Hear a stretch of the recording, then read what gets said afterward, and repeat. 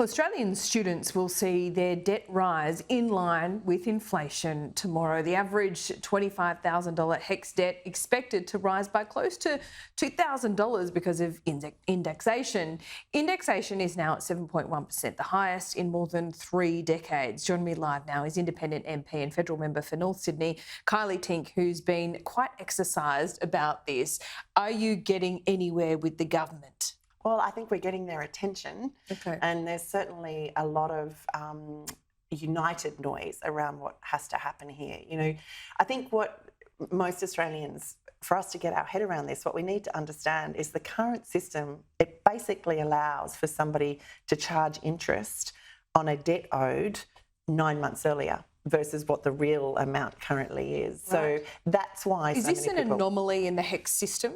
I think it is. It's an anomaly in the HECS system, and the reason it's probably been there for time immemorial, Laura, but the fact that this year's inflation rate is so high has really exacerbated it because it's really drawn our attention to it. So, you know, there is a very simple fix here. The simple fix would be to move the indexation date, which is currently on the 1st of June, into the next financial year. So to maybe not apply indexation until, say, November the following year, which would give people time to actually do their personal tax return from the year prior.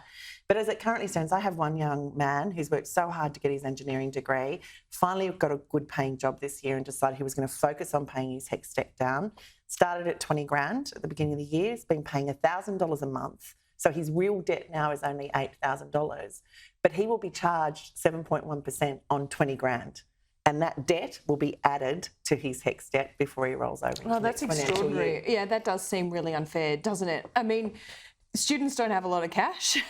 So I don't know many people paying down debt like your particular constituent, but good on him.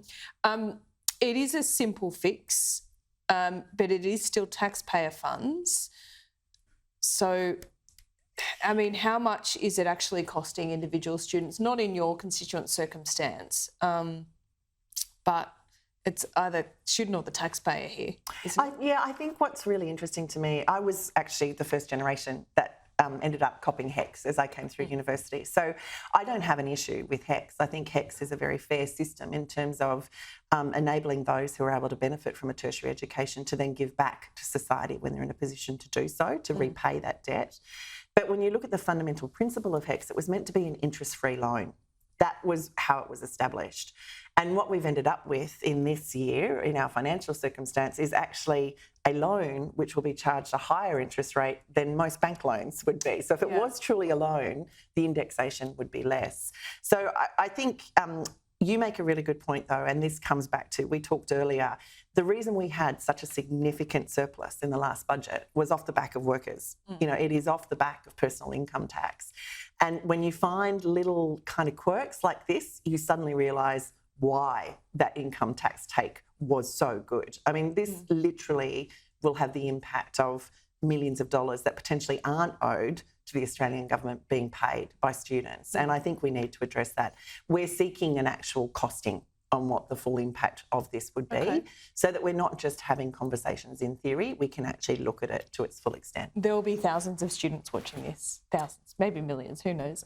And we don't want to give them false hope about what happens, but give us an idea. I mean, you're making a lot of noise about it. I see some Greens MPs are as well.